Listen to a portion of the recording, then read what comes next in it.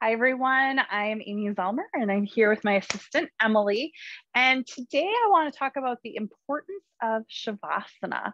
Shavasana is one of the most simplest looking poses. You're literally just kind of lying there, but it actually has a lot of significance.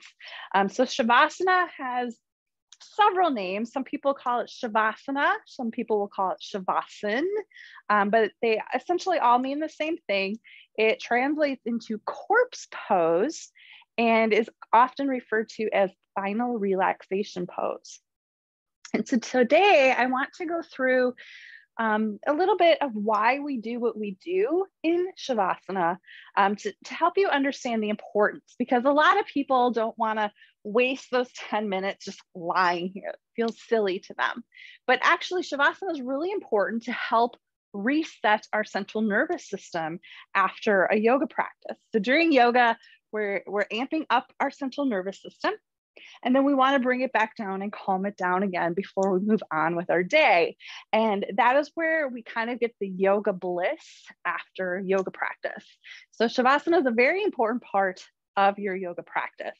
And I want to help you understand why it's so important. So Emily is here to help demonstrate Shavasana. So I have you come into Shavasana pose. So essentially, it's just lying on your back.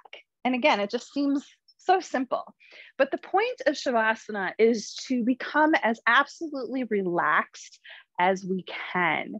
And we want to lie with our legs about a little further than hip width apart. We can let your feet flop out to the side, your arms come out. You can bring your arms out even just a little further to the side.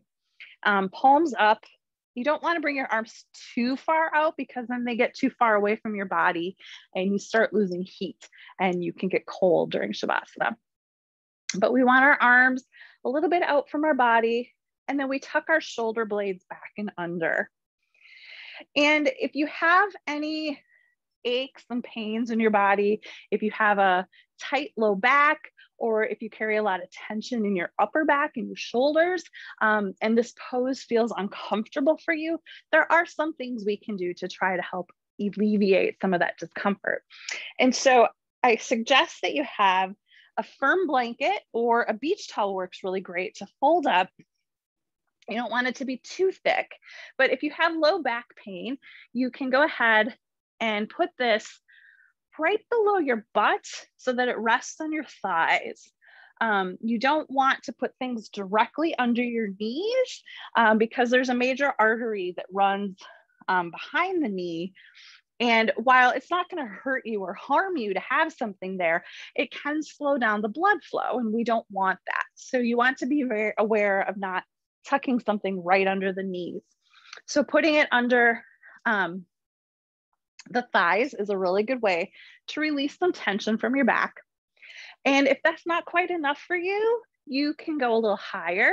You could even put your knees up if that's more comfortable, although you're actively engaging to hold your knees up, so I don't recommend this. You can also use a chair and put your legs and let them rest up on a chair, and that should help alleviate any low back pain that you might have.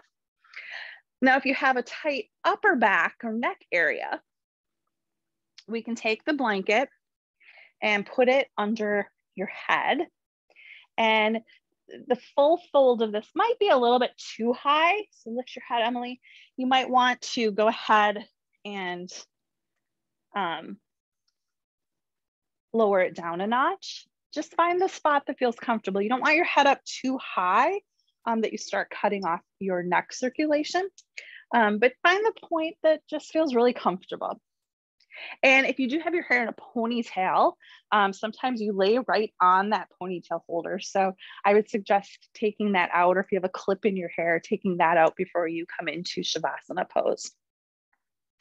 And so once you get your comfortable spot in Shavasana, we want to cover up with a blanket. So there's several things.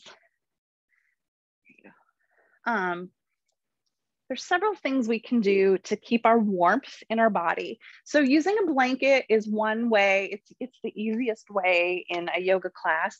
And if you're at home, you have access to a blanket. The downside to a blanket is it's not always necessarily going to cover everything. Like your feet might stick out or your shoulders might stick out, and you might start getting cool during Shavasana. So another option would be to put on more layers. So it's not uncommon to see people put on a sweatshirt, socks, and mittens during Shavasana. So that's always an option available to you as well. Now, once we're in Shavasana, your teacher will either guide you through a series to get you relaxed and comfortable in Shavasana, or if it's a more advanced class, they might just say, okay, now go ahead and rest in Shavasana. And Shavasana is typically 10 minutes. If it's an hour class, if it's an hour and a half class, that might be 15 minutes. Or if it's a shorter class, it might just be 5 minutes.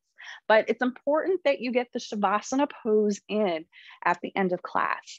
And I encourage you to avoid the temptation to just tiptoe out of class, because you have better things to do than lay here for 10 minutes, because this pose is just so important to helping restore your central nervous system.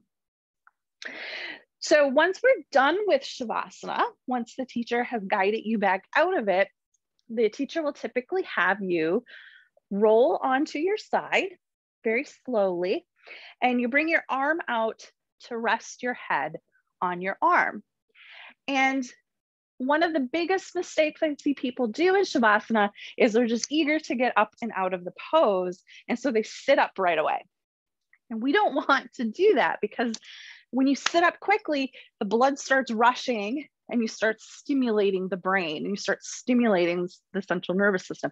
And we want to keep it calm as we come up. So you do not want to just sit up. You want to roll onto your side, pause here, and then use both hands to push you up, keeping your head down until you get all the way up. And when you get all the way up, then you can bring your head up slowly and come into a comfortable seated position. So again, the reason we bring the head up last, because people are sometimes like, why are we doing this so slow? It's because we want to keep the calm that we created during Shavasana. And so coming up slowly will help you keep that calm. And hopefully you can carry it through the rest of your day with you, the yoga bliss that I like to call it. And then typically after you come out of Shavasana, class will usually do a few breaths. You might chant an Om, and some classes there might be a group discussion at the end. But Shavasana is a very important pose, and I bet you can feel it just from those few minutes that you laid there. It's really, you can do this anytime during the day. If you just need a little reset, you can always come into Shavasana. So thank you for watching, and I hope that this was helpful for you.